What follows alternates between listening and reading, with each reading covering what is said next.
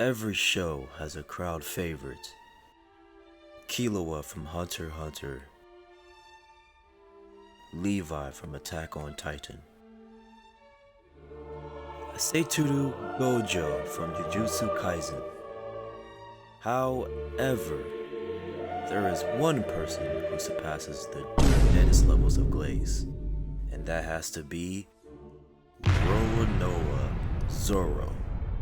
I mean, the Glaze is so real, the animation staff is giving him Ultra Instinct levels of feats. But is it deserved? If you compare him to the other Straw Hats. Yup. Listen, I don't even have any problems with other characters like Brooke, Jinbei, Robin, Nami, or Frankie, but characters like Chopper, Sanji, and Usopp? I have some questions, especially Usopp. He ain't been doing nothing since Dressrosa. And this is how you know, when Usopp meets new people on the island and starts lying to them, that means Ichiro Oda is about to cook with his character arc somehow, someway. He hasn't even lied in a major way in 4 arcs. And y'all wanna give him credit for saving the ship? That's the bare minimum. Without the ship, you can't go anywhere. Who's he gonna lie to? Himself?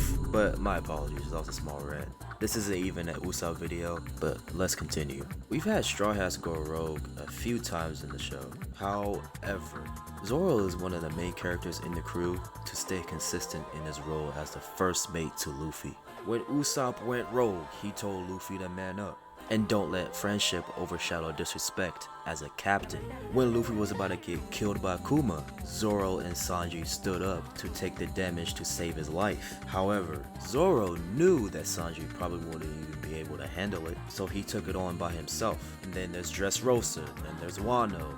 There is so many examples of Zoro doing what must be done and not betraying Luffy in the process. Sanji has this trait as well, don't get me wrong, but Sanji is way too sassy. And don't even get me started with this latest episode.